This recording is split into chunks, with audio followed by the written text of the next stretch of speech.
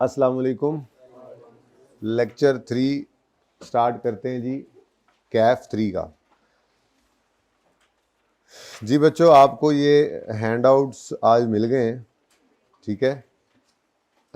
या मिल जाएंगे अभी थोड़ी देर में, बार बार नई नई ना करी जाएं, आए पड़े कॉपी होकर पहुंच जाएंगे अभी, ठीक है।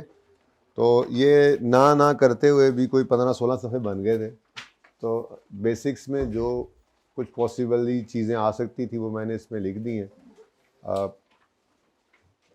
हो सकता है कोई एक दो सवाल मैं पेंडिंग भी कर दूं, लेकिन अल्टीमेटली बाद में कर लेंगे। अच्छा, अब ये टॉपिक जब मैं मतलब बेसिक्स जब ख़त्म करूंगा तो इसका ऑडिट आप नहीं कर सकेंगे, क्योंकि ये चैप्टर आईकेपी किताब में है नहीं। लेकिन इसका ऑडिट आपका सारा सीएमए के अंदर होता रहेगा, क्योंकि आपको हर टॉपिक में, हर लेक्चर में ये वाला जो टॉपिक है, जिसको हमने टॉपिक बनाया है, ये बेसिक्स जो हैं, ये आपको हर लेक्चर में, हर टॉपिक में नज़र आएंगे। ये वो काम है जो आप हर वक्त हर जगह पे कर रहे होंगे, इसलिए बहुत इंपॉर्टेंट है, ठीक है। अच्छा, सबसे पहले तो मैं ये बात कर लूँ आपके साथ कि कल वाले लेक्चर में आपको कोई सवाल है, या क्विकली मैं पहले आपको थोड़ा सा कल वाले लेक्चर की रिवीजन करवा देता हूँ।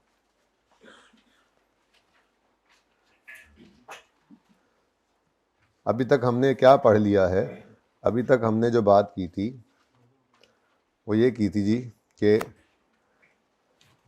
ये भी अब किताब, ये भी नोट्स के अंदर मौजूद है, शायद पहले सफ़े के ऊपर ही है ये, ठीक है। तो अगर अपने नोट्स के ऊपर आ जाते हैं थोड़ी देर में, ठीक है जी। हमने बात ये की थी कि इस सब्जेक्ट का पर्पस क्या है कि हम प्रोडक्ट की कॉस्ट जान लें, उसकी बेस पे फिर सेल प्राइस भी डिटरमिन होती है उस कॉस्ट की बेस पर, इन्वेंट्री वैल्यूएशन भी हम कर रहे होते हैं, और प्रॉफिट की कैलकुलेशन करें, जो कि अनलाइक फाइनेंशियल अकाउंटिंग यहाँ पर बहुत डिटेल्ड हो सकती है। हम किसी भी लेवल तक जाके प्रॉफिटेबिलिटी निकाल सकते हैं, हम यूनिट वाइज निकालें, प्रोडक्ट वाइज निकालें, कस्टमर वाइज निकालें, ठीक है, हम सेगमेंट वाइज निकालें, तो यहाँ पर हम ये सारे काम कर सकते हैं, ठीक है। फिर हमने कल ऑर्गेनाइजेशन की टाइप्स पढ़ी थी। ये 3 तरह की ऑर्गेनाइजेशंस हैं।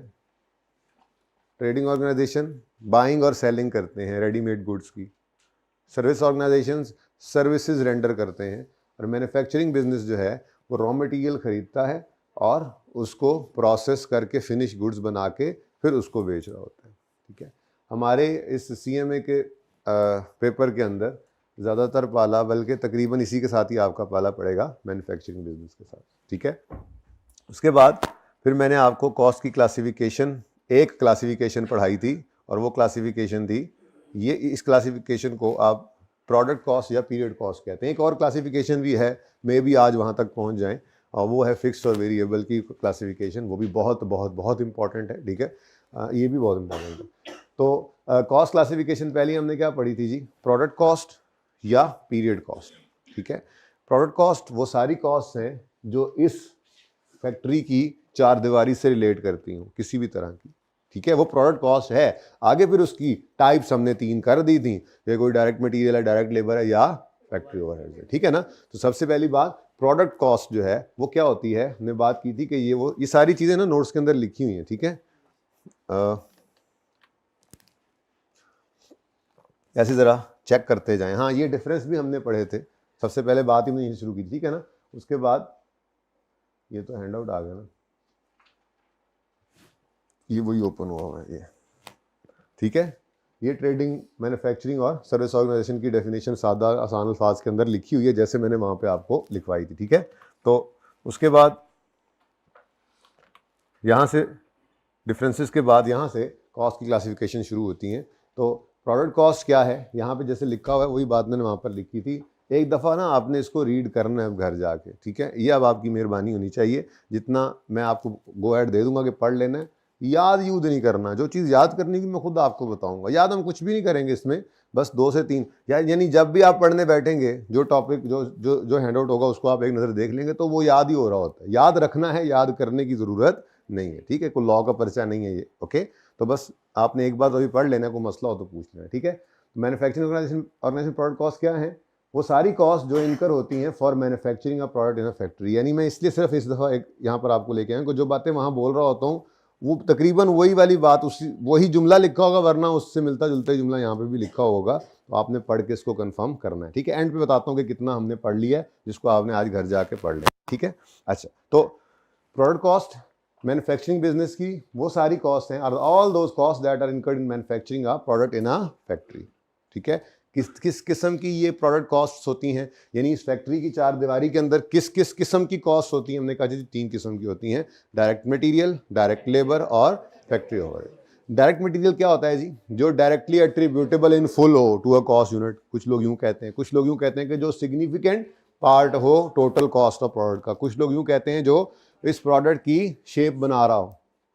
ठीक है ना, यानी कि इस टेबल के अंदर लकड़ी क्या है, इस लकड़ी की जैसे इस टेबल की शक्ल बन रही है। ठीक है, इस कमीज के अंदर कपड़ा क्या है, इस कपड़े की जैसे इसकी शक्ल बन रही है। ठीक है, और कुछ और चीज़ें भी लगी होती हैं जो नज़र भी नहीं आ रही होती हैं या बहुत इनसिग्निफिकेंट कॉस्ट रखती हैं, वो डायरेक्ट मटेरियल नहीं कहलाती। ठीक है, तो ये भी लिखा हुआ है हैंडआउट के ऊपर, मैंने कल वहीं से पढ़ाया था आपको। ठीक है, तो या तो डायरेक्ट मटीरियल या फिर डायरेक्ट लेबर। डायरेक्ट लेबर क्या होती है? वो लेबर जो डायरेक्टली इन्वॉल्व है in production of the product. ठीक है, जो डायरेक्टली प्रोडक्ट के ऊपर काम कर रहे हैं और उनकी कॉस्ट एक सिग्निफिकेंट कॉस्ट है। ठीक है, और जो डायरेक्ट मटेरियल नहीं है लेकिन प्रोडक्ट में लग रहा है, इनसिग्निफिकेंट मटेरियल, जैसे टेबल के अंदर मैंने कहा था कील लग गए, ग्लू लग गई, स्प्रे हो गया। ठीक है, या कपड़े के अंदर धागा है, बटन है। ठीक है, ठीक है, और लेबर इनडायरेक्ट कौन सी होगी? जो डायरेक्टली इन्वॉल्व नहीं है। मैंने कहा था आपकी फैक्ट्री के अंदर सुपरवाइजर है जो आपकी सारे प्रोडक्शन डिपार्टमेंट को देख रहा है। ठीक है, हर एक बंदे के पास जाके उनको वेला नहीं बैठने दे रहे हैं। सिक्योरिटी गार्ड आपने बाहर बिठाया हुआ है, वो डायरेक्टली प्रोडक्ट के ऊपर काम नहीं कर रहा। सुपरवाइजर डायरेक्टली प्रोडक्ट के ऊपर काम नहीं कर रहा, लेकिन है तो इसी फैक्ट्री का ही मुलाजिम। तो फैक्ट्री से रिलेटेड खर्चा है, मटीरियल है या लेबर है, फैक्ट्री से रिलेटेड खर्चा है। डायरेक्ट मटीरियल या डायरेक्ट लेबर नहीं है तो उसको कहाँ ले आएंगे? उसको फैक्ट्री ओवरहेड में ले आएंगे। है ये फैक्ट्री का ही खर्चा, प्रोडक्ट की कॉस्ट का पार्ट बनेगा, प्रोडक्ट की कॉस्ट का पार्ट बनेगा। भाई जल्दी हो जाए करो आगे यार, या जो भी करना हो जल्दी जल्दी कर लिया करें। शाबाश भाई, आप टाइम से आया करें, लेट ना आया करें, वो बंदा भी डिस्टर्ब हो रहा है बेचारा। अच्छा जी उसके बाद इनडायरेक्ट मटेरियल, इनडायरेक्ट लेबर, ये भी फैक्ट्री ओवरहेड है। और उसके अलावा फैक्ट्री के सारे खर्चे, फैक्ट्री के अंदर फ्यूल यूज़ हो रहा है, इलेक्ट्रिसिटी यूज़ हो रही है, फैक्ट्री किराए पे लिए हुए रेंट है, और फैक्ट्री के अंदर प्लांट अपना लगा उसकी डेप्रिसिएशन है, यानी वो सारे खर्चे जो इस फैक्ट्री की चार दीवारी के अंदर हो रहे हैं, इससे रिलेटेड हैं, और वो डायरेक्ट मटीरियल डायरेक्ट लेबर नहीं है तो वो FOH है। ठीक है, तो all factory expenses other than direct material direct labour वो क्या है? Factory overheads. तो प्रोडक्ट कॉस्ट ये 3 होती है। और period cost are not associated with manufacturing of product. ठीक है, फैक्ट्री से बाहर निकलकर जो कॉस्ट इनकर हो रही हैं वो एडमिन की, R&D की, सेल डिपार्टमेंट की, यानी जो फैक्ट्री से बाहर के खर्चे हैं वो प्रोडक्शन से रिलेटेड नहीं है। चीज़ें प्रोड्यूस होकर यहाँ से निकल आती हैं, यहाँ सेल के शोरूम में चीज़ें पड़ी होती हैं, सेल्स के सारे खर्चे उसके बाद, प्रोडक्शन के बाद फिर एडमिनिस्ट्रेशन वाले इसको एडमिनिस्टर कर रहे हैं, हेड ऑफिस के अंदर बैठे हुए अकाउंटेंट्स आप लोग बैठे हुए हैं, R&D के अंदर साइंसदान बैठे हुए हैं। ठीक है, तो ये सारे के सारे लोग प्रोडक्शन से रिलेट नहीं कर रहे हैं। ठीक है, इनकी जितनी कॉस्ट होंगी उनको हम प्रोडक्ट की कॉस्ट का पार्ट नहीं बनाते, वो जिस पीरियड में इनकर होती है उस पीरियड में एक्सपेंस आउट कर देते हैं। ठीक है, तो पीरियड कॉस्ट क्या होती हैं? Are not associated with manufacturing of product and are not matched against revenue of a matched against revenues of a particular period, जैसे selling, marketing, admin, finance cost. ठीक है, सही है। अब ये कॉस्ट क्लासिफिकेशन जो है, पीरियड कॉस्ट जो है, पीरियड कॉस्ट, ये चाहे मैन्युफैक्चरिंग बिजनेस हो, चाहे ट्रेडिंग बिजनेस हो, चाहे सर्विस ऑर्गेनाइजेशन हो, ये तो यही रहता है। ठीक है, लेकिन जो प्रोडक्ट कॉस्ट है, वो प्रोडक्ट कॉस्ट जो है वो मैन्युफैक्चरिंग बिजनेस के अंदर direct material, direct labour, FOH है, और ट्रेडिंग बिजनेस के अंदर ये प्रोडक्ट कॉस्ट क्या बन जाती है? आपको बताया था, परचेज कॉस्ट और बाकी डायरेक्टली एट्रीब्यूटेबल खर्चे। ठीक है, तो एक छोटा सा मैंने वो बनाया था टेबल सा, वो मैंने आपके नोट्स में ही डाल दिया, फिर वहीं से उठा के कल दिखा दिया था ना आपको। तो ये देखें, अगर आप अपने नोट्स के पेज नंबर 3 पे आए ना, तो ये मैंने कहा चलो, उस वक्त सुबह अब हो गया था काफ़ी काम करते करते टाइम, तो ये अब बनाने में मैंने टाइम नहीं लगाया, फिर मैंने वो वन नोट से ही ऐसे उठाकर इधर कॉपी कर दिया था। मकसद तो पूरा हो रहा है ना। ठीक है, ये एंड पे पढ़ाया था आपको, इससे बड़ा फ़ायदा हुआ था आपको। ठीक है, तो मैन्युफैक्चरिंग बिजनेस के लिए टोटल कॉस्ट प्रोडक्ट कॉस्ट और पीरियड कॉस्ट से मिलकर बनेगी, और प्रोडक्ट कॉस्ट के अंदर ये 3 और ये 3 6 कॉस्ट आएंगी। ठीक है, ट्रेडिंग बिजनेस के अंदर भी टोटल कॉस्ट इन्हीं 2 कॉस्ट से मिलकर बनेंगी, प्रोडक्ट कॉस्ट और पीरियड कॉस्ट। लेकिन इसकी जो प्रोडक्ट कॉस्ट है वो ये दो चीज़ों पर मुश्तमिल होगी, बाकी ये तीन तो सेम है। ये क्यों इंपॉर्टेंट है, मैंने आपको कहा था सवाल की रिक्वायरमेंट ध्यान से देखनी पड़ेगी आपको। अगर पर्चे के अंदर वो टोटल कॉस्ट आपसे मांगेगा तो आपने इस बिजनेस की बात करता है ज़्यादा, सीएमए के अंदर आपको सवाल यही होते हैं, ठीक है, तो मैं इधर ही समझाता हूँ। अगर वो टोटल कॉस्ट आपसे मांग ले तो फिर ये ना हो कि आप सिर्फ मटेरियल लेबर ओवरहेड की कॉस्ट को कॉस्ट बना रहे हो। असल में मसला ये आता है कॉस्ट के पर्चे में आके, आप ये पहली बार पढ़ते हैं, इसी के साथ ज़्यादा लड़ाई होती है। मटेरियल का चैप्टर है, लेबर का चैप्टर है, ओवरहेड्स का चैप्टर है, हर जगह पे यही चल रहे होते हैं। तो आप समझते हो शायद कॉस्ट दुनिया में होती यही है, बाकी कॉस्ट ही नहीं है। तो अगर वो टोटल कॉस्ट आपसे मांगेगा, ठीक है, और ये सारी कॉस्ट सवाल में गिवन, हाँ अलग बात है टोटल कॉस्ट मांगे और इनका डाटा ही ना हो तो फिर जितनी है वही होंगी ना। टोटल कॉस्ट मांगे तो ये सारी कॉस्ट टोटल कॉस्ट, ठीक है। और अगर प्रोडक्ट कॉस्ट मांग ले तो फिर वो ये नॉर्मली मांगता नहीं है यहाँ पे अलग से, ठीक है, तो या अलग से प्रोडक्ट कॉस्ट मांगेगा या फिर टोटल कॉस्ट मांगेगा। तो पता होना चाहिए रिक्वायरमेंट का। ये बात जब हमने पढ़ ली थी तो इसके पढ़ने के बाद फिर मैंने आपको कहा था कि हम इस काबिल हो गए हैं कि हम सेल प्राइस को, किसी मैन्युफैक्चरिंग बिजनेस के अंदर सेल प्राइस को डिटरमिन करने वाले बन जाएं। सेल प्राइस क्या होती है किसी मैन्युफैक्चरिंग बिजनेस में? Cost plus profit. और कॉस्ट के अंदर मैंने कहा तीन तरह के खर्चे हैं, ये तीन मेन डिपार्टमेंट्स हैं। मैं इसको यूं कर लेता हूं, चार बनाए थे मैंने, ठीक है। एडमिन, अकाउंट्स, R&D को चलो उड़ा देता हूँ, मशहूर ज़माना यही दो हैं, ठीक है। वो एडमिन के अंदर ही, अकाउंट्स के अंदर ही, साथ ही यहाँ पर साइंसदान भी हमने नॉर्मली बिठाए होते हैं, R&D भी वहीं पे चल रही होती है। तो हेड ऑफिस, ये हेड ऑफिस है, ये शोरूम है और ये फैक्ट्री है। तो हेड ऑफिस के अंदर ही आपके साइंसदान R&D भी कर रहे थे, वो तो मैंने ऐसे अलग कर दिया ज़रा समझाने के लिए, ठीक है ना, सही है। तो ये तीन मेन फंक्शंस हैं, ये क्या कहलाते हैं जी? फंक्शंस। क्या है ये? तीन मेन फंक्शंस हैं बिजनेस के, फैक्ट्री, मैन्युफैक्चरिंग बिजनेस के, फैक्ट्री, एडमिन और सेलिंग, ठीक है। तो ये तीनों के अंदर कॉस्ट इनकर हो रही होती है, ठीक है। तो अगर आपने मैन्युफैक्चरिंग बिजनेस का मैन्युफैक्चरिंग बिजनेस के अंदर सेल प्राइस डिटरमिन करनी है या सेल डिटरमिन करनी है, ठीक, पर यूनिट की बात कर लें अगर, तो तीन तरह की कॉस्ट होंगी, ये भी आपने इनकर करनी है और घर कुछ मुनाफा भी तो लेके जाना है।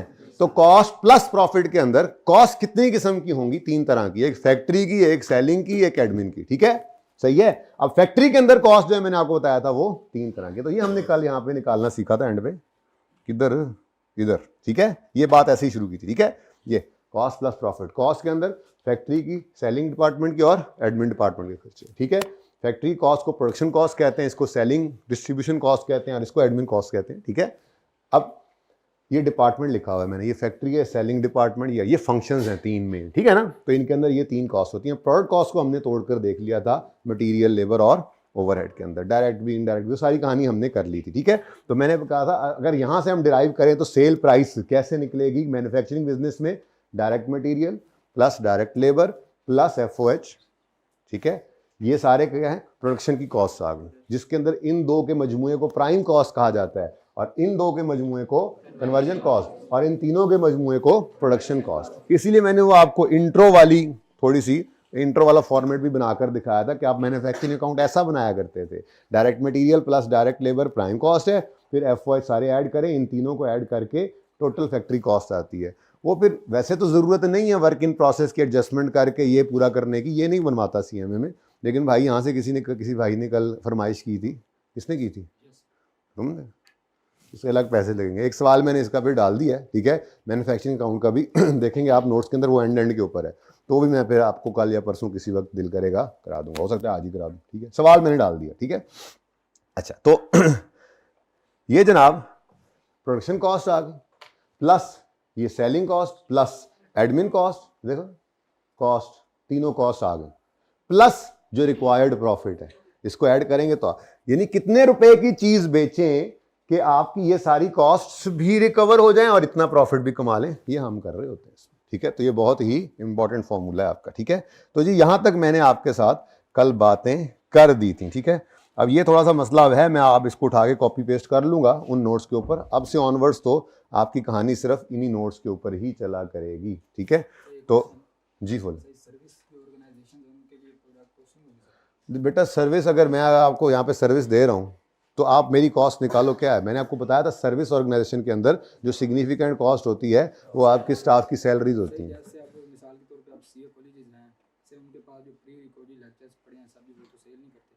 हमें प्री रिकॉर्डेड लेक्चर्स कभी कभी करने पड़ते हैं, जैसे कभी उस्ताद चला जाए कहीं पे तो, ठीक है जी बेटा। बेटा वो प्रोडक्ट उनकी बिल्कुल है, लेकिन सर्विसेज है ना, वो इंटेंजिबल एक तरह से। अगर मेरे पास कोई चीज़ पड़ी हुई है तो वो मेरा इंटेंजिबल डाटा है, वो उसके साथ मतलब उसके ऊपर मेरा राइट होगा एक तरह से, ठीक है ना। तो वो बिल्कुल कॉलेज उसको सेल करता है तो जाहिर है उसकी कॉस्ट भी पे करता होगा। वो जिस जगह पे सेव किए होंगे, जिस सिस्टम पे चलाते होंगे, उन सिस्टम वालों को कुछ पे करते होंगे, तो वो उसी तरह से ही है, वो उनकी सेल्स हैं और उनकी फिर आगे एक्सपेंसेस हैं, ठीक है। हाँ, प्रोडक्ट कॉस्ट कहाँ से लेके आए हैं उसकी प्रोडक्ट कॉस्ट? जी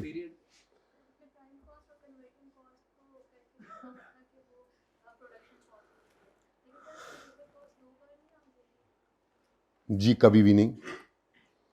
चारों मैं इधर उधर ले ही आऊँ, फिर भी यही काम चलता रहेगा। एक दफ़ा ना इधर ही लिख लें, वरना फिर मैंने रुल जाना है, फिर आपने कहना है जी चलो कोई भी थोड़ी थोड़ी चास तो आ गई ना। चल आगे, पता है लेट हो गए हम 4-5 मिनट आज। अब ऐसे ही लेट देखा करेंगे थोड़ा थोड़ा भी। सर एक दिन का आपका जो है चढ़ा हुआ है बस, हैं जी। ये आ गई बात, और दूसरी बात ये भी कॉपी कर लें।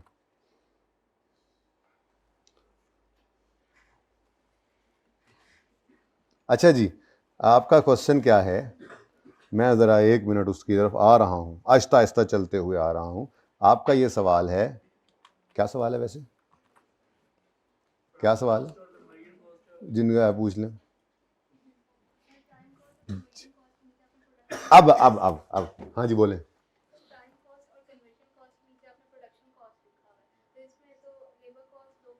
दो बार कब आएगी? 2 बार कब आएगी? पर प्राइम कॉस्ट में कौन सी लेबर कॉस्ट है, और एफओएच में कौन सी है?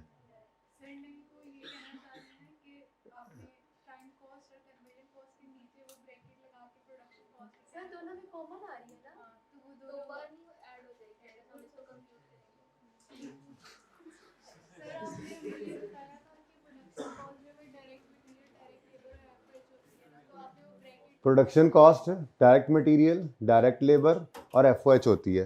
तो मैं अभी भी इस पे कायम हूँ, लेकिन ये मैं बार बार लिखा करूँगा क्योंकि मैंने सिर्फ याद करवाना है आपको कि ये प्राइम कॉस्ट क्या होती है, इन दो चीज़ों का मजमुआ। मैं आज भी इस पे कायम हूँ। ये 3 कॉस्ट मिलकर प्रोडक्शन कॉस्ट या फैक्ट्री कॉस्ट बन रही है, ठीक है, सही है। हाँ, अब ये देखो, ये आपको पता लग गया ना। अब इधर देखो, मैंने फिर भी वो लिखना है क्योंकि मैंने ये याद भी तो कराना है, क्योंकि कई जगह पे यूज़ होगा। अभी ये बेसिक्स हैं, जहाँ पे छोटी छोटी चीज़ें तो याद करा रहा हूँ कि direct material plus direct labour is prime cost, ठीक है। तो वो मैंने आपको ऐसे ही लिखते रहना जहाँ जहाँ मुझे मौका मिलेगा, ताकि आपको याद हो जाए। बाकी बात वही है, मैं उस पर कायम हूँ, ऐसा ही है, ठीक है ना। ये 1, ये 2 और ये 3, ये टिक भी लगाए थे कल। ये 3 कॉस्ट मिलकर प्रोडक्शन कॉस्ट बन रही है, अभी भी वैसी बात है, ठीक है। तो ऐसे को खाम खा की डेरिवेशन न कर लिया करें। अब इसमें से क्या डेरिवेशन करें, बस एक फॉर्मूला बना के आपको आसानी के लिए ऐसे एक लाइन में लिख दिया था, ठीक है। अच्छा जी, किस चीज़ की? किस? प्राइम कॉस्ट है ना, प्राइम कॉस्ट के अंदर आ रहा है डायरेक्ट मटेरियल और डायरेक्ट लेबर। फिर आती है कन्वर्जन कॉस्ट, उसके अंदर आ रहा है डायरेक्ट लेबर और एफओएच। डायरेक्ट लेबर और एफओएच, हाँ, और एफओएच। तो अगर हम कन्वर्जन कॉस्ट को और प्राइम कॉस्ट को, नहीं, इनको ऐड नहीं ना करते हम। इधर देखो ना बेटा, यही तो इसलिए ये दिखाया है। क्या आप ऐसा आप ये कह रहे हैं कि आप कन्वर्जन कॉस्ट ये पकड़ देंगे, ठीक है, और फिर वहां से इसको ऐड करेंगे, 190 जमा 70 को ऐड करेंगे, और 170 और 170 ऐड करेंगे? क्या ऐसा करते हैं? बेतुकी बात ना करें, सादा सी बात है।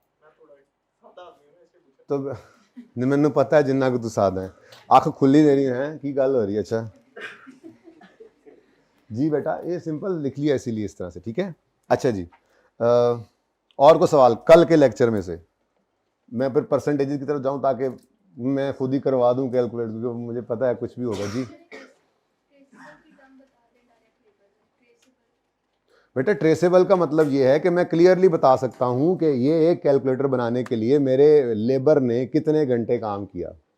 ये एक मार्कर हम पेन मार्कर प्रोड्यूस करते हैं, तो ये हमारी लेबर जो है, मैं लेबर की मिसाल दे रहा हूँ, ठीक है। इस पर लेबर शायद मशीन को चलाती हो, लेकिन मैं आसानी के लिए कह रहा हूँ, ठीक है, कि समझे ये हाथ से बनता है। तो एक आदमी 1 घंटे में ऐसे 5 मार्कर बना लेता है, और हर घंटे के हम उसको 500 रुपये देते हैं। तो इसका मतलब एक मार्कर के ऊपर डायरेक्ट लेबर कॉस्ट 100 रुपये लग रही है। ये ट्रेसेबल, ठीक है। लेकिन सुपरवाइजर का निकाल सकते हैं, शायद हम जितनी प्रोडक्शन हुई पीरियड के अंदर उसको डिवाइड कर लें, टोटल प्रोडक्शन सैलरी उसकी डिवाइड कर लें टोटल प्रोडक्शन से, शायद ये भी ट्रेस हो जाए।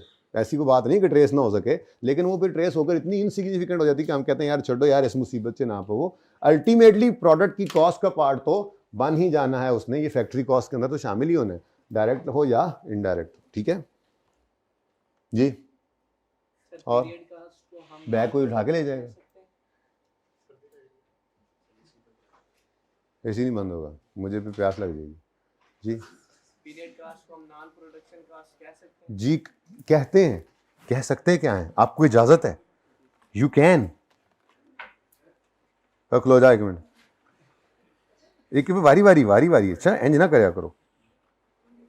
कौन सी कॉस्ट के बारे में आप क्या कह रहे हैं? प्रोडक्ट कॉस्ट की बात कर रहे हैं, पीरियड कॉस्ट की बात कर रहे हैं। ये देखें, ये यहां पे लिखा हुआ है, कल दिखाया भी था, नहीं लिखा हुआ, ये देखें, ये these cost are also called as non production cost और नॉन, आप नॉन प्रोडक्शन बोला था, लिखा हो जी। और वो फिर बाद में बात करेंगे कि ये क्यों करते हैं, पहचान हो गई ना, शुक्र करो। सर अगर बाद में मिल ही जाना है तो उनको इकट्ठे ही कर दें भाई, उसकी वजह है वो बाद में पता लगेगी, अभी फिलहाल शुक्र है कि पता लग गया कि ये अलग हो सकते हैं, ठीक है ना, अलग अलग पहचान कर ली ना, हाँ बस बेहतरीन हो गया। आगे जी, और कुछ सवाल? ओके, तो फिर चलते हैं, नहीं हम नहीं दबे पांव चलते, जो चलते हैं वो चलते होंगे। सबसे एंड पे आए जी, अपने हैंड आउट के सबसे एंड पे आए। अब चूंकि आपने वो 2 हैंड आउट जो दिए थे ना स्टार्ट वाले, अब उनको आप साइड पे कर देना है, कुछ उस पर लिखा हुआ था तो वो अपने इस मेन हैंड आउट पे लिख देना है। मैंने तो असल में चाहत ये थी कि अब टाइम नहीं था असल में, मैंने इनको सुबह भेजा है और मैंने वो फोटोकॉपी वाले भाई को कहा है कि ज़रा सैरी करके निकल आएँ ताकि आपकी कॉपीज़ हो जाएं, वरना मेरी चाहत तो ये थी, आप अब खुद ये कर लीजिएगा कि ये इस तरह से 2-3 स्टेपलर लग जाएं इस पर, और वो ऊपर टेप लगा के जैसे नहीं दे देते होते कागज़ से लगा के, वैसा लग जाता तो ये थोड़ा सा ज़रा सेफ हो जाता। बहरहाल अगर आप ये खुद इस तरह से कर लें तो ज़्यादा बेहतर है, ठीक है। बेसिक्स का भी इसी तरह से मैं हर चैप्टर के लिए कभी तो स्टार्ट पहले दे दिया करूँगा, कभी देर हुई तो 1-2 दिन बाद दूंगा, तो 1-2 दिन में वो 1-2 सफ़े मिल जाया करेंगे। तो हर चैप्टर का इस तरह से आपको एक बुकलेट मिलता जाएगा, ठीक है। तो यही हमारी किताब है, अल्टीमेटली एंड पे इकट्ठी कर लीजिएगा, ठीक है। किताब नहीं है, ये नोट्स है, ठीक है ना। तो अब वो चूँकि सुबह अर्ली भेजा था तो मैं उनसे वो काम नहीं करवा सका, तो ये आप खुद कर लीजिएगा, इसको ऐसे स्टेपल कर लीजिएगा, ठीक है। तो जो आपने 2 दिन में कहीं और कुछ लिखा है तो इसी के ऊपर ले आइएगा ताकि ये आपके नोट्स के ऊपर आ जाए, ठीक है। अब यार ये ऊपर करवा दो यार इसको। अब ये परसेंटेजेस जो हैं, असल में मैंने तरतीब कुछ इस तरह से बना दी है इन नोट्स की कि पहले सिर्फ थ्योरी चल रही है, ठीक है। थ्योरेटिकल अब आपने जो घर से पढ़ लेना है, जो मैं आपको पढ़ा चुका हूँ, बता रहा हूँ मैं आपको, पॉइंट 1 पढ़ा चुका हूँ, पॉइंट 2 में फाइनेंशियल अकाउंटिंग कॉस्ट अकाउंटिंग की डेफिनेशन पढ़ाई नहीं है, लिखी हुई है, पढ़ लेना, हैंडआउट में थी वैसे, ठीक है। डिफरेंसेस बता दिए आपको, और कॉस्ट क्लासिफिकेशन में प्रोडक्ट कॉस्ट और पीरियड कॉस्ट वाली क्लासिफिकेशन जो है, ये सारी इसमें से एक पॉइंट जो है वो मैं अभी थोड़ी देर में जब इस पर आता हूँ, रेलेवेंट होता है मेरे लिए, मैं ये आपको पढ़ाता हूँ, ठीक है। 4.1.2 अभी आपको पढ़ाना है, ये मैं आपको पढ़ा देता हूँ। उसके अलावा बाकी ये सारा कुछ आपको पढ़ा दिया, एग्जाम्पल्स आपने पढ़ लेंगे, ठीक है। इसके बाद ये अगर आज टाइम मिला तो शुरू कर लेंगे, और उसके बाद कल भी ये चलेगा, फिर इसी के अंदर हाई लो मेथड भी है, शायद परसों पे वो भी चला जाए थोड़ा सा, ठीक है। तो बेसिक के अंदर ये कुछ चीज़ें ऐसी हैं जो बहरहाल ज़रूरी हैं, इसके बगैर हम कॉस्ट में आगे नहीं चल सकते, ठीक है। तो ये 4.1 जो सारा था आपने पढ़ लेना है, जो रहती है चीज़ वो भी मैं अभी पढ़ा दूंगा इंशाल्लाह आपको, ये 4.1.2 ये भी अभी पढ़ा देना है, ठीक है। तो यहाँ तक कुछ भी बाकी नहीं है। अब ये तसल्ली आपने करनी है कि आपके ये पेज 3 में यहाँ तक कोई चीज़ पढ़ने से रह तो नहीं गई आपकी, ठीक है। क्योंकि यहाँ पे अब ऑडिट के लिए आपके पास कुछ नहीं है, अब यही नोट्स हैं, तो अब इनको सही से कर लेना, ठीक है। अब ये सारे इसी तरह से, अब ये ग्राफ्स, ये जब मैंने वेरिएबल की डिस्कशन करनी है तो एक सवाल पड़ा हुआ है क्वेश्चंस के अंदर, उससे मैं सारे ग्राफ्स बना दूंगा उस सवाल को यूज़ करते हुए, और यहाँ से फिर आप देख लेंगे वो आपके नोट्स का हिस्सा भी है, ठीक है। तो ये सारी थ्योरी अभी आपको पढ़ानी है मैंने, ठीक है। यहाँ से क्वेश्चन, प्रैक्टिस क्वेश्चंस शुरू हो रहे हैं पेज 7 से, ठीक है। इनके अंदर कुछ क्वेश्चंस के सोल्यूशन आपको नज़र नहीं आ रहे होंगे, वो मैंने खुद कराने हैं, और जिनके नज़र आ रहे हैं वो मेरे पास ऑप्शन होगा कि मैं होमवर्क दे सकता हूँ आपको, ठीक है। तो इन प्रैक्टिस क्वेश्चंस को अगर आप देखें तो इन प्रैक्टिस क्वेश्चन में जो सबसे आखिरी क्वेश्चन है वो ये परसेंटेजेस मैंने वो सारा मैंने एडजस्टमेंट कर दी थी थोड़ा सा इसको सेकंड लास्ट, हाँ ये आखिरी बनाया था और फिर भाई की बात याद आ गई। ये मैन्युफैक्चरिंग अकाउंट का एक सवाल मैंने डाला है, आई थिंक इंट्रो या FAR 1 से का ये सवाल है, बेसिकली इंट्रो या FAR 1 का ही ये सवाल है, वहीं से मैंने उठाकर यहाँ पर लिख दिया हुआ। ठीक है, ये मैन्युफैक्चरिंग अकाउंट का, ये कॉस्ट एंड मैनेजमेंट अकाउंटिंग का सवाल नहीं है। इस तरह का सवाल CMA में नहीं आता, लेकिन भाई की फरमाइश थी, मैंने लिख दिया। चलो कोई बात नहीं, फ़ायदा ही हो जाएगा जी। क्वेश्चन नंबर 20 है आपका नोट्स के पेज नंबर 15 पर। इसमें कुछ परसेंटेजेस हैं जो मैंने आपको निकालने के लिए दी थी। अच्छा है हम इनको भी कैलकुलेट करना सीख लें, डिफरेंट तरीकों से हम परसेंटेजेस लगाते हैं तो ज़रा एक तरह की सिमेट्री आ जाएगी क्लास के अंदर। ठीक है, कितने बच्चों ने ये कैलकुलेट की थी, हाथ खड़ा करें। अब आज से हमने पढ़ना शुरू कर दिया, ठीक है ना, वो तो वैसे ही बस थोड़ी गपशप लगा रहे 2 दिन से। ठीक है जी, कितने बच्चों ने ये क्वेश्चन किया अटेम्प्ट? हमें इधर ही रहे, कोई मसला नहीं है जी। मैंने वो देखी वीडियो, आपने यहाँ से लगाया होता है क्या? हम पहले यहाँ से लगाया करते थे लास्ट सेशन में, मेरे ख्याल में तो हम यहाँ से लगाते थे। तो आप इसको यहाँ तक बेशक ले लिया करें, ये हाफ, ठीक है ना, उस कोने को दिखाने की तो कोई ज़रूरत नहीं है। ऑडिट किया था ना इनका भी जी। बेटा कितने बच्चों ने इसको अटेम्प्ट किया? ये छोटे छोटे क्वेश्चंस थे, ये एक क्वेश्चन के अंदर पार्ट्स पड़े हुए हैं, ठीक है ना। कितने बच्चों ने किया? बस अब ये एटीट्यूड अगर रहा तो अगली बार दोबारा ये सब्जेक्ट पढ़ना पड़ेगा। वो फिर आप पसंद करेंगे यहीं से पढ़ना है या कहीं और से पढ़ना है, ये ऑप्शन सोच रहे होंगे फिर। तो अगर चाहते हैं कि ऐसा ना सोचना पड़े, इसी बार में पास हो जाए, तो ये काम नहीं करना, ठीक है। आपको प्लीज़ जो होमवर्क दिया जाए वो आपने लाजमी करना है, अपने ऊपर फ़र्ज़ समझ के करना है, ठीक है। इस दफ़ा तो थोड़ा सा सोल्यूशन साथ साथ मिल रहे हैं। लास्ट टाइम तो मैं पहले सवाल दे देता था और कहता था बस कोई और मेरे पास भी नहीं है इसका सोल्यूशन, कल मिल के ही बनाएंगे। तो बच्चे करके आते थे, पढ़ने वाले बच्चे थे लास्ट टाइम के अंदर। इंशाल्लाह उनका रिजल्ट अच्छा आएगा, अल्लाह की ज़ात से उम्मीद है। हालांकि पर्चा बहुत मुश्किल आया, पर हिम्मत करने वाले थे, लड़ने वाले थे, उन्होंने लड़ना सीखा था। इस तरह के नहीं थे मुंह उठा के और आ गए। मुंह तो रख के आते, कम से कम ये मुंह लाने के काबिल था, बगैर होमवर्क के आ गए। कल इस तरह से मामला नहीं हो। ये पहले 1-2 दिन में माफ़ी दूंगा, उसके बाद मैं, अब रमज़ान का महीना है तो सिर्फ बेइज्जत करने के ऊपर ही इक्तफा करूँगा, और वो खूब करूँगा इंशाल्लाह। और जब रमज़ान ख़त्म हो जाएगा इंशाल्लाह, ईद के बाद आप आएंगे, तो फिर होमवर्क ना करने वाले को मैं 1.5 घंटा खड़ा कर देता हूँ, कोई मसला नहीं है। पढ़ना है तो खड़े होकर पढ़े, नहीं तो जाएँ, दरवाजे तो खुले ही, जाने वाले को कोई रोक सका। चलें जी, वैसे भी मेरा आदत जा गया, मैंने छेड़ना नहीं है ज़्यादा जी। चलें सवाल पढ़ते हैं, जल्दी जल्दी करें। अब total sales for the year, कोई आसान सी होंगी, कोई मुश्किल सी होंगी, बहुत बेसिक ऐसे ही, जो ये लास्ट टाइम वैसे ही बस जहन के अंदर, हाँ ये इस तरह करके ये बनती है। ये क्लास में कोई 1-2 लिखवा दिए तो वो इकट्ठे किए हुए हैं, बिल्कुल बेसिक सी कैलकुलेशन है, ठीक है। Total sales for the year, थोड़ी गलतियां हैं, सही करते चले जाएंगे, ठीक है। अमाउंटेड टू या आर ₹620, ठीक है। Total commission for the year is 92 million, ठीक है। रिक्वायरमेंट क्या है? Commission as a percentage of sale निकाल दो। निकाल लोगे? बिल्कुल वैसे ही है जैसे आपके 57 नंबर आए, बल्कि यूं बोलना चाहिए, टोटल नंबर थे CMA के 100, 57 ठीक बोले ना, ठीक है। आपके नंबर इस दफा इस अटेम्प्ट में उसमें से आए 57, तो ये तो बिल्कुल सीधी परसेंटेज हो गई ना। चलो आपने 2 पेपर दिए थे, 3 दिए थे, 3 पेपर दिए थे, ठीक है। तो 3 पेपर्स के टोटल नंबर थे 300।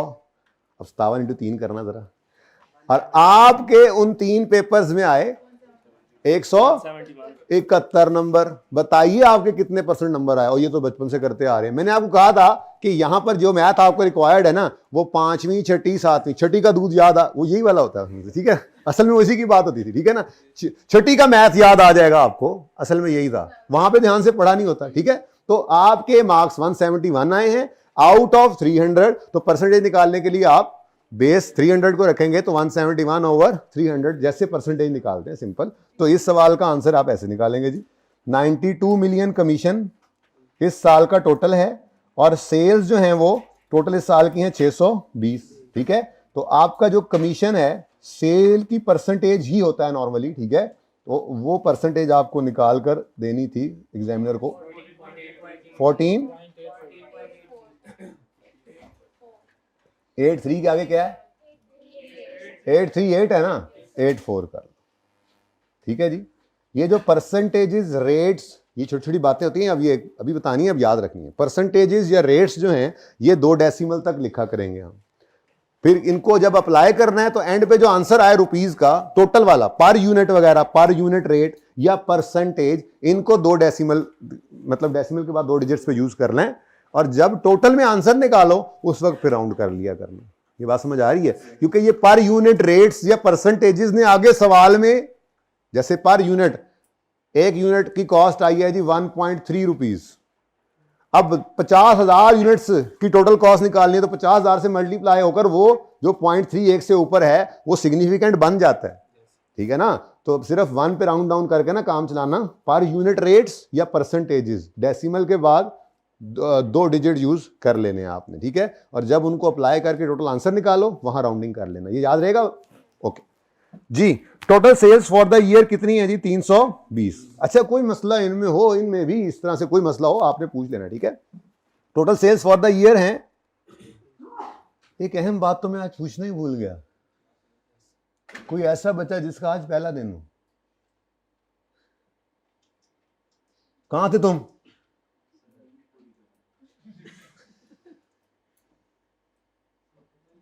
पता ही नहीं चला है? घर गए हुए थे? हमारा तो घर है ही नहीं ना यार, ऐसे नहीं होगा, ये बहुत बला पेपर बन जाता है फिर, ठीक है? पेपर सारे ही बला हैं अगर रोज नहीं आएंगे तो, ठीक है? अच्छा जी, वापस आए। बाकी सबका तीसरा दिन है माशाल्लाह, पहले दिन से पढ़ने आए। 1 हफ्ता बस ये रहती है कैफियत, उसके बाद फिर total sales for the year amounted to 320। Selling expenses are 5% of sale. तो जिसकी परसेंटेज है वो दरअसल 100 होता है एक तरह से, याद रखना, ठीक है ना? अब अगर ये गिवन हो, फिगर गिवन हो, अच्छी बात, ना गिवन हो तो इसको एक्स अज्यूम करके काम करना पड़ा करेगा। ये छोटी छोटी बातें हैं जो सारे कॉस्ट के अंदर चलनी है। मैं आपको क्या बता रहा हूं, परसेंटेजेस बहुत ज्यादा यूज करनी है आपने, ऐसे अक्सर चीजें दी हुई होंगी।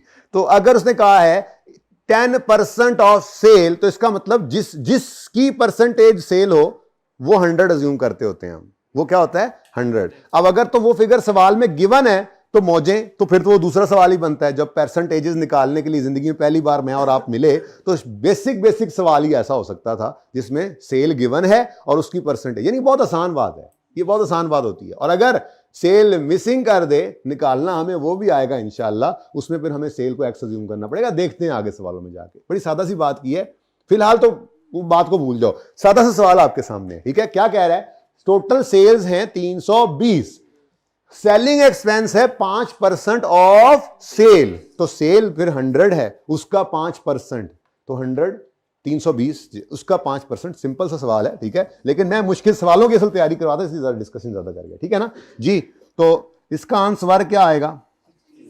नहीं, पूरा कैलकुलेट करके 320 इंटू, अरे सर ये कैसे सवाल करवा रहे हैं आप, हमारा टाइम जाया कर रहे हैं। 16, ठीक है जी, ₹16 मिलियन पूरा लिख लेना। चलो लिख ही दूं बेटा। आज की थोड़ी सी मुशक्कत आपको लग रही है कि सर ये क्या, सर कॉस्ट शुरू करें, आपको पता नहीं है कॉस्ट बिग टाइम शुरू हो चुकी है। अगर इन चीज़ों में उलझे रहे तो फिर आगे कॉस्ट नहीं समझ सकोगे, मैनेजमेंट नहीं, अकाउंटिंग नहीं समझ सकोगे, यानी सीएमए का सब्जेक्ट नहीं समझ आएगा, फिर मैथ में उलझे रहोगे सारे सब्जेक्ट में। और बच्चों को ज़्यादा मसला होता ही इसका मैथ का। तो छोटी छोटी चीज़ें हैं, ध्यान देते जाएं, हैं बहुत इंपॉर्टेंट। पूरी कॉस्ट में आपको हर तरफ हर वक्त यही चीज़ें नजर आएंगी जो हम पहले 4 से 5 दिन में पढ़ रहे हैं, ठीक है? 23 को ऑन ही रखेंगे इंशाल्लाह, तो उम्मीद है 23 को नया टॉपिक शुरू कर लेंगे। और मैंने डिसाइड किया था, ज़ाहिर है अब ईद आ रही है, अभी हफ्ता हुआ नहीं आया हुआ, 23 की छुट्टी कर लें, फिर आगे ईद की आ जाए, डिस्टर्बेंस हो जाती है। अच्छा, उसके बाद मैंने हिसाब ये लगाया था कि ईद की छुट्टियां जो हैं वो मंडे टू सैटरडे करनी है हमने, संडे दोनों ऑन कर लेने, ठीक है ना? तो ये 6 छुट्टियां जो हैं, इससे पहले तकरीबन 17 को दिन बन रहे हैं, 16-17 दिन हमारे पास, जिसमें से अभी बेसिक्स के ऊपर मेरे 3 से 4 लग ही जाने हैं। 3 वैसे मेरा प्लान है, लेकिन जो प्लान होता है हमेशा उससे आगे ही काम जाता है, तो इसलिए 3 से 4 बोल रहा हूँ। उसके बाद अगर मेरे पास तकरीबन 13 लेक्चर्स बने तो ऑप्शन 2 थे। ऑप्शन 1 ये था कि हम इन्वेंट्री वैल्यूएशन शुरू करें, और ऑप्शन 2 था कि ओवरहेड्स शुरू करें, और उसके साथ ही 2 लेक्चर्स ओवरहेड के बाद ना एबीसी कॉस्टिंग वो इकट्ठा ही होता है। ओवरहेड्स और एबीसी एक ही बात है, यानी कि ओवरहेड्स के ही 2 तरीके हैं वो बेसिकली। अब ओवरहेड्स प्लस एबीसी के ऊपर लग रहे थे तकरीबन 12 से 13 लेक्चर, और इन्वेंट्री वैल्यूएशन के ऊपर लग रहे हैं तकरीबन 7 को लेक्चर, 6 7 8 लेक्चर लग जाते हैं। तो फिर मैंने यही सोचा कि अगर 6 7 8 लेक्चर्स कर लें, उसके बाद एंड पे दिन फिर फारिग पड़े हों, समझ ना आए कि अब क्या करें, नया टॉपिक भी शुरू नहीं कर रहे, बीच में छुट्टियां आ रही हैं तो डिस्टर्ब होंगे।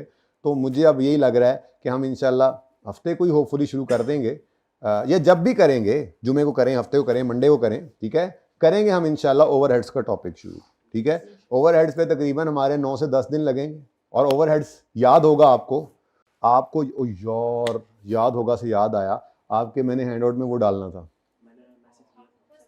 हाँ पहला लेक्चर, चलो कोई बात नहीं, चलो कोई बात नहीं, आपके पास तो है, लेकिन आपके पास ना रहा तो ये वाला, ताकि जब भी कभी आपके सामने आपके पास ये नोट्स होंगे ना, जब भी कभी आपको ख्याल आए यार ओवरहेड को छोड़ना दे, कल छुट्टी ना कर लें, तो फौरन ओवरहेड्स का चैप्टर चल रहा हो तो आप ऐसे जाकर देखें, मैंने तो देखने दो कितने, ये आपको नहीं यार ये चैप्टर छोड़ने वाला नहीं है, ये तो हर वक्त ही आया होता है, ये तो हर एक पेपर में सिर्फ मिस किया था, हर दफा आया होता है, नहीं यार ये छोड़ने वाला लेक्चर नहीं है, ठीक है ना। तो इंशाल्लाह वो शुरू करना है हमने, ओके।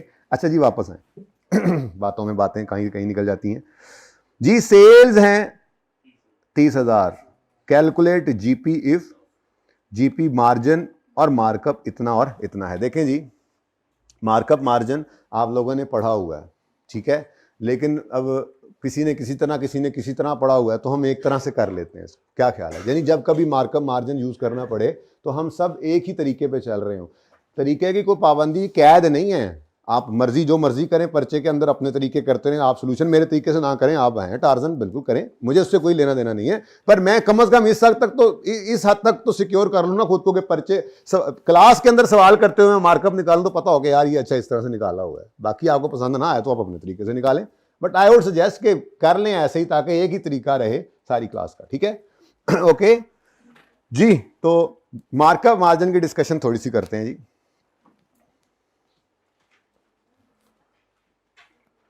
मार्कअप एंड मार्जिन जी, मार्कअप मार्जिन आपने तो पढ़ा हुआ है, लेकिन थोड़ा सा मैं फिर भी पढ़ाऊं आपको, ठीक है। चलें पहले सादा अल्फाज में लिख देता हूं, फिर मुझे याद आ रहा है FR 1 के अंदर, ये करेक्शन ऑफ एरर के अंदर शायद मैंने रखे हुए थे सवाल, तो वहां पे जाके आपको ना जुमला दिखाता हूं कि किस तरह से ये बोल सकता है जुमला, ठीक है। लेकिन फिलहाल सादा बात, मार्कअप का मतलब होता है ऑन कॉस्ट, या यूं कह लें इसका मतलब होता है अगर प्रॉफिट या प्रॉफिट परसेंटेज कह लें, ठीक है, profit is linked with cost, ठीक है। और मार्जिन का मतलब क्या होता है कि profit as a percentage of sale given है, एज अ परसेंटेज ऑफ, यानी कि प्रॉफिट परसेंटेज या प्रॉफिट जो है वो लिंक किया गया होता है विद सेल, ठीक है। अब ये जुमला कैसे कैसे लिखा हुआ आ सकता है, पिछले सेशन को ओपन करते हैं कैफ 1 और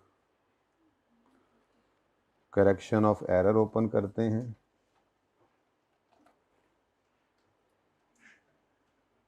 हाँ देखा मिल गया, ये जी इस तरह से, ये मैं कहीं से भी दिखा सकते थे, मेरे जहन में आया कि यहाँ पे लिखा हुआ, मैंने इसलिए यहाँ पे ले आया कि 4-5 तरह से ये जुमला लिखा हुआ मिलेगा आपको। मतलब मैं बताना ये चाह रहा हूँ आपको कि पर्चे के अंदर जब वो प्रॉफिट की परसेंटेज कॉस्ट के साथ लिंक करेगा तो जुमला कैसे कैसे लिख सकता है, वो यूं कह सकता है goods are sold at a profit of 20% on cost, समझ आती है, फिर प्रॉफिट परसेंटेज किसके साथ लिंक की उसने, goods are sold at 20% above cost, मतलब प्रेपोजिशन जो मर्जी यूज कर ले, असल इंपॉर्टेंट चीज क्या है, कॉस्ट, ठीक है ना, प्रेपोजिशन जो मर्जी यूज करता रहे।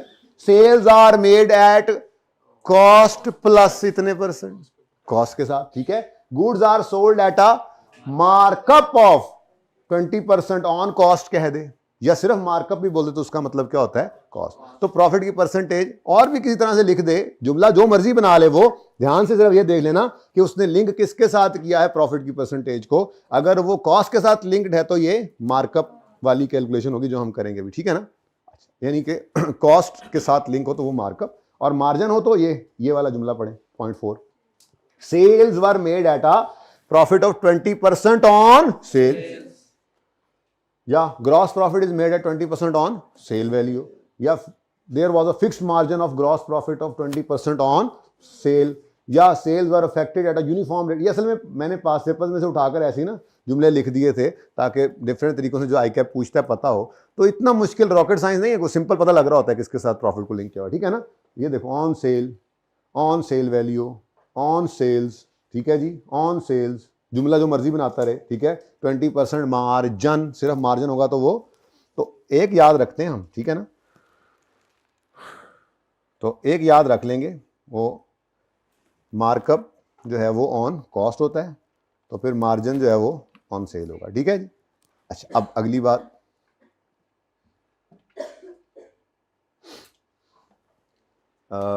इनमें कोई फर्क नहीं होता, परसेंटेजेस दोनों तरह से बताई जा सकती है। मैं एक छोटी सी एग्जांपल से आपको समझाता हूँ, ठीक है। लेकिन उससे पहले हम तरीका सीख लें, हम तरीका क्या रखेंगे मार्कअप मार्जिन कैलकुलेशन के अंदर, ठीक है ना। तो हमारी जो है वो 2 स्टेप अप्रोच होगी जी।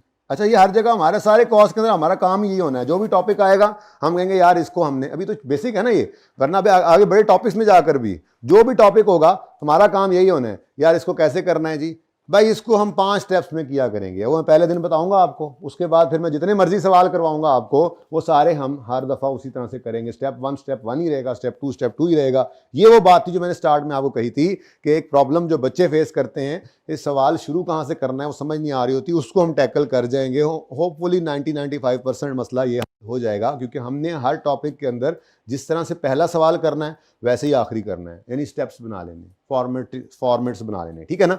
तो इसी तरह से मार्कअप मार्जिन की कैलकुलेशन के लिए भी हम 2 स्टेप अप्रोच के ऊपर चलेंगे, ठीक है जी। सबसे पहला काम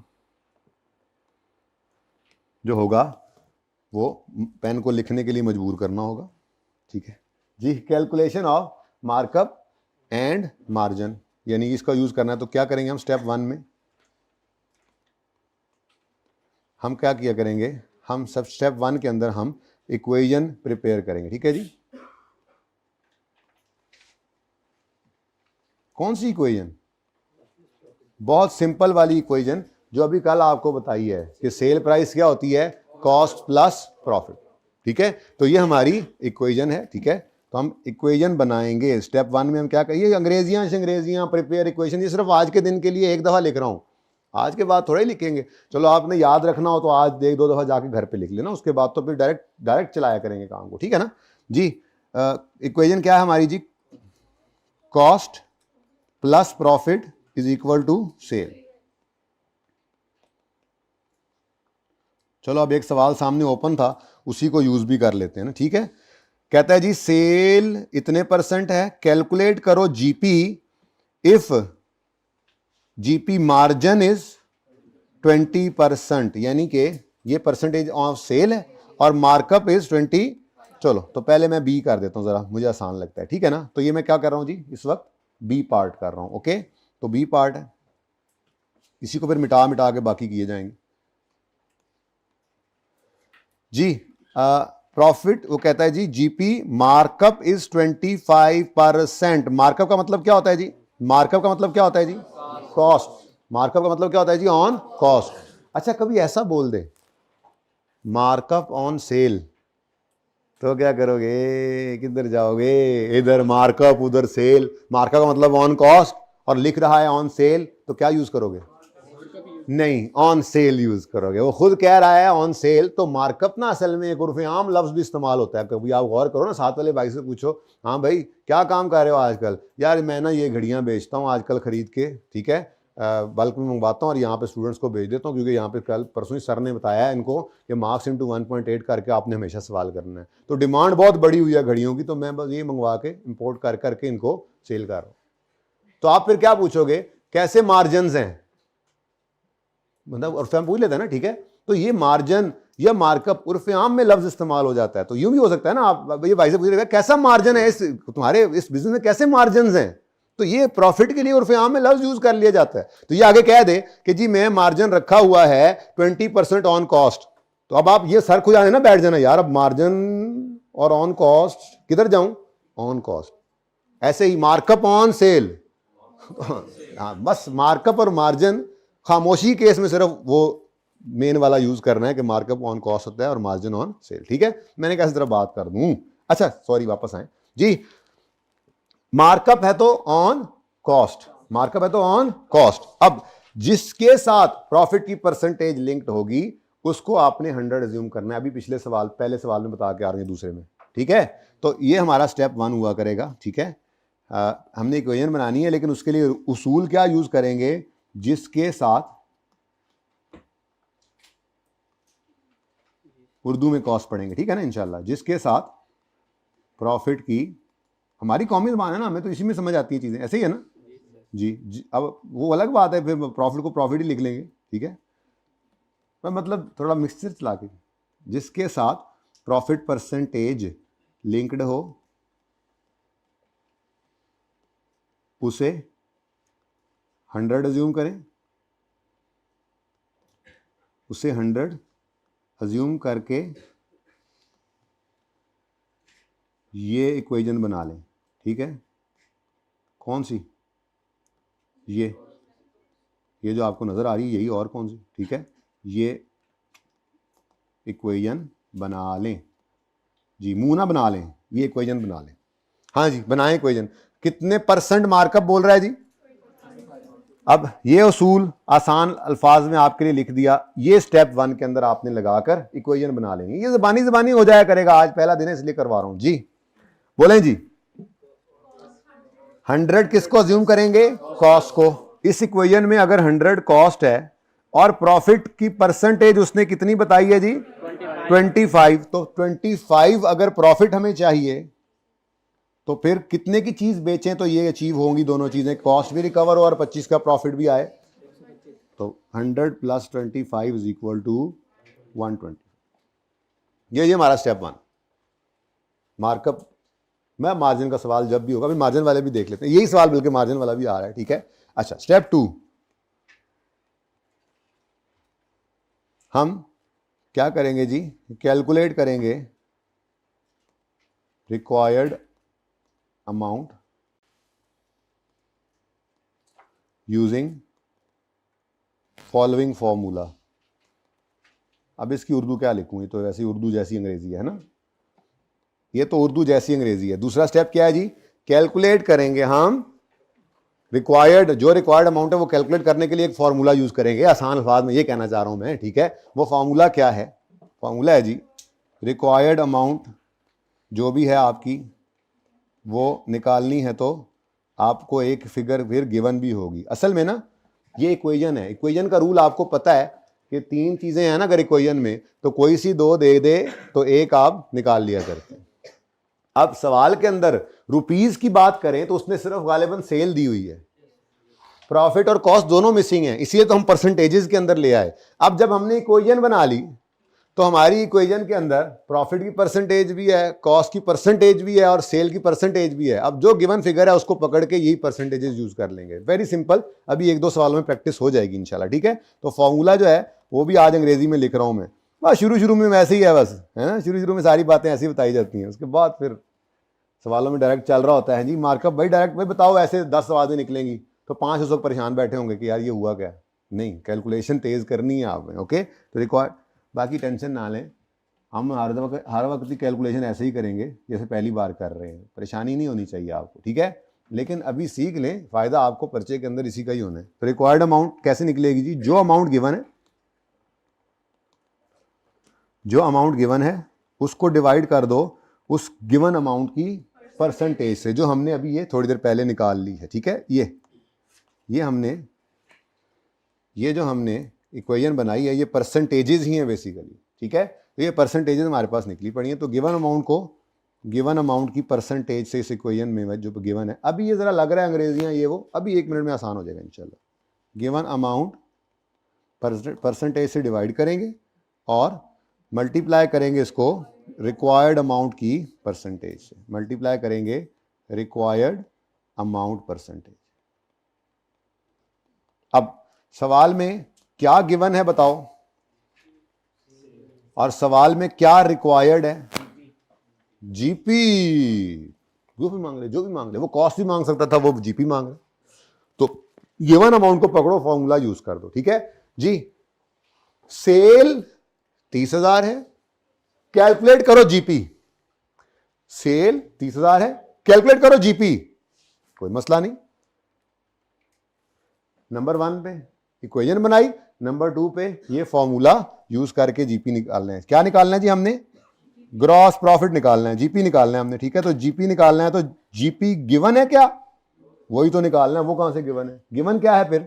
सेल। सवाल के अंदर सेल गिवन है, कितनी है जी? जी 30,000 रुपीज, 30,000 ये सवाल के अंदर उसने दिया हुआ था। अच्छा, अब ये सवाल में से डाटा मिल गया और बाकी काम आपका इक्वेशन से हो जाना है। ये क्या है जी? सेल। ये क्या है? सेल। हमारी इस इक्वेशन के अंदर सेल के अगेंस्ट कितनी परसेंटेज नजर आ रही है? 125। तो इसको डिवाइड कर दो 125 से, डिवाइडेड बाय 125 और मल्टीप्लाई करोगे। जिस अमाउंट को निकालना चाह रहे हो वो कौन सी है? जीपी। जीपी की परसेंटेज इस इक्वेशन में कितनी है? तो पर मल्टीप्लाई कर दो 25 से। इसके और भी तरीके हो सकते हैं, आप लोगों ने कई तरीकों से इसको, किसी उस्ताद ने इसको कैसे पढ़ाया, किसी ने कैसे, सब सही हैं। मैं अब एक ही तरीका रखूंगा ना क्लास में, मैं सब वाले तरीके कैसे लेके चल सकता हूं, ठीक है। तो 6,000 रुपए का प्रॉफिट, ठीक है। अच्छा, वैसे कॉस्ट अगर निकालनी होती तो क्या होता? कॉस्ट निकालनी होती तो 100 से मल्टीप्लाई करते। क्यों? जरा ऐसी तरह दिमाग के अंदर लेके आए। गिवन अमाउंट थी सेल, हमें चाहिए होती अगर कॉस्ट, तो हम क्या करते? सेल 30,000 डिवाइडेड बाय सेल की परसेंटेज 125, रिक्वायर्ड होती कॉस्ट, तो इंटू 100 करते। वैसे कितना आता है? करके देख लो, 24 आना है। वैसे आप तो जुबानी देख के कह रहे हो ना कि 30 में से 6 का तो 24 आना है, लेकिन कैलकुलेटर एक बार करके देख लो। मैं मतलब कहता हूं आगे कहीं है कॉस्ट? हाँ आगे है, ठीक है। अगला सवाल है, ओके ओके, जान दो जी, कोई मसला? अच्छा, अब ये तो मैंने किया मार्कअप को यूज, ऐसा ही है। अगर मार्जिन आ जाए सवाल में, ए, ये कौन से क्वेश्चन का सॉल्यूशन चल रहा है? 3 का मैं सॉल्यूशन करवा रहा हूं। ये 3 का मैंने बी पार्ट करवाया था, अब ये 3 का ए कर रहा हूं। और अब अंग्रेजियां खत्म, स्टेप स्टॉप खत्म, वो सामने लिखे हुए हैं एक बार, ठीक है ना। अब बस डायरेक्ट मुझे बताओ, सबसे पहले क्या करोगे आप? इक्वेशन बनाओगे। तो इक्वेशन कैसे बनेगी? C plus P is equal to S। लो जी, अब बस शॉर्टकट शुरू हो गए। अब ये भी इंशाल्लाह एक आध दिन तक लिखना छोड़ देंगे, डायरेक्ट लिख लिया करेंगे, लेकिन चलें ये लिखते रहे, ठीक है। इक्वेशन बन गई? नहीं अभी नहीं बनी, अभी लिखी है सिर्फ। अब पार्ट 2 शुरू करने की इतनी जल्दी जी? ए पार्ट में कहता है जीपी, इधर मैं सवाल पूरा कर लूं। GP margin is 20%। Margin 20%। Margin का मतलब क्या है? परसेंटेज लिंक्ड है सेल के साथ, ठीक है। तो इस इक्वेशन में 100 अज्यूम कर लो सेल को। प्रॉफिट कितना? तो कॉस्ट 120। अच्छा, यानी यहां पे भी पहले ऐसे ही किया था हमने। हमें कैसे सवाल गिवन था? ये देखो, हमें यूं गिवन था सवाल में, उसने कहा था कि मार्कअप है, ऐसे ही है। ने कहा इसका मतलब 100 ले लो कॉस्ट को। प्रॉफिट कितना है? 25 था। तो यहां पर हमने बैलेंसिंग फिगर फिर इस इक्वेशन के अंदर सेल को निकाला था 125। 2 आ गए थे, तीसरा बैलेंसिंग निकाला था। अब यही काम यहां पे भी कर रहे हैं हम। सवाल के अंदर उसने मार्जिन कह दिया, तो लिंक्ड, प्रॉफिट लिंक्ड है सेल के साथ, तो सेल 100 आ गई, प्रॉफिट 20 है। तो अब कॉस्ट बैलेंसिंग तीसरी जो बची है वो निकालनी है। तो बैलेंसिंग कैसे निकलेगी? फिर 80 आएगा, ठीक है ना, माइनस करेंगे उसमें। तो बैलेंसिंग फिगर 80, ठीक है जी बच्चों। अच्छा, अब नेक्स्ट थिंग इज, हमने कैलकुलेट क्या करना है? जीपी, ठीक है। बस ये स्टेप 1 हो गया। अब स्टेप 2, इधर जीपी डायरेक्ट लिखो। जीपी सवाल में गिवन क्या है? सेल लिखो, फिर कितनी है? ₹30,000। ये सेल आ गई। गिवन अमाउंट की परसेंटेज इस इक्वेशन में कितनी है? 100 से डिवाइड करो और मल्टीप्लाई। चाहिए क्या आपको? जीपी। जीपी की परसेंटेज कितनी है? 20। तो मल्टीप्लाई कर दो 20 से, आंसर इज, तो आंसर तो सेम ही होना था बेटा। ये सिर्फ ना चीज जो है वो 2 तरीके से प्रेजेंट की जा रही होती है। ये थोड़ा ही होता है कि आप एक ही बिजनेस जो है उसकी एक ही प्रॉफिट परसेंटेज होगी ना। उसको रिलेट कर दे सेल की परसेंटेज के तौर पे। जो कॉस्ट को तो परसेंटेज डिफरेंट होगी, प्रॉफिट डिफरेंट नहीं हो जाएगा। हमने ये आजमा लिया। अच्छा मजीद आजमाते हैं, मतलब ऐसे ही जरा ए पार्ट अगर है तो सेल कितनी है सवाल में गिवन? 30,000। ये सेल गिवन है ना, 30,000 सेल गिवन है। और कॉस्ट ऑफ सेल अभी आपको सवाल अगला वही है, जीपी 50,000 नहीं, वो डिफरेंट हो जाएगा ना, ठीक है। तो इसके अंदर कॉस्ट वैसे मैंने आपको निकलवाई थी, कितनी थी? 24 थी, बोलो। तो लेस कॉस्ट ऑफ सेल जो होती है वो 24,000, तो प्रॉफिट कितना आ रहा है? आप इसको बैलेंसिंग निकालना चाहो इस इक्वेशन में तो ये लो, जीपी कितना हमने निकाला है ना, जीपी 6,000, ठीक है। तो फिर बैलेंसिंग क्या आ गया? ऐसे कर लो, नहीं निकालनी कॉस्ट। और पार्ट बी देखें तो सेल तो सेम है और प्रॉफिट की परसेंटेज भी सेम है। तो फर्क क्या है फिर? सिर्फ रिलेट किया ना जिस चीज के साथ, वो चीज चेंज की तो परसेंटेज हिल गई, वरना ये तीनों चीजें सेम ही हैं। देखो ये बात समझ आती है आपको? ये कोई परेशान तो नहीं कर रही बात? ये देख लो, मैंने दोनों के पीएनएल बनाए, सेम है, प्रॉफिट सेम है। वो क्या, एक बिजनेस से 1% प्रॉफिट, मतलब उसके जेहन में एक प्रॉफिट होता है, मैंने 6,000 जीपी कमाना है। अब वो 6,000 जीपी जो है वो मतलब बताने के दो तरीके हैं, उसको परसेंटेज ऑफ सेल के तौर पे बताए या परसेंटेज ऑफ कॉस्ट के तौर पे बताए, तो वो परसेंटेज बदल जाएगी, अमाउंट नहीं बदलेगी, ठीक है ना? सही है, चलें, ये तो ऐसे ही था। जी बच्चों, नेक्स्ट क्वेश्चन। अब जरा इसको आप क्विकली करना है, ठीक है जी। ये हो गया। ये कौन सा क्वेश्चन था जी? कौन सा क्वेश्चन था? थर्ड। कौन, किस तरह 1 2 3 लिखा हुआ है? अच्छा इस तरह से रोमन वाला, ठीक है। नहीं जी 4 आ गया जी बेटा। जीपी इज 50,000, ये यहीं पे हो जाएगा 4। तो आपकी इजाजत हो या ना हो, मैं जरा ये बैठ के सवाल करा देता हूं जी मेरे बच्चों। पॉइंट क्वेश्चन 4 आ गया। GP is 50,000 and margin is 20%। तो मार्जिन का मतलब, अब देखो डायरेक्ट चलना है। अब देखो कहीं वो नकल नहीं करनी कहीं से, अब आपने मुझे बताना है, बस साथ के साथ तैयारी होती जाए ना, ठीक है जी। स्टेप 1 में क्या करना है? ओके, पार्ट 2 शुरू करना है सबसे पहले जी, करें।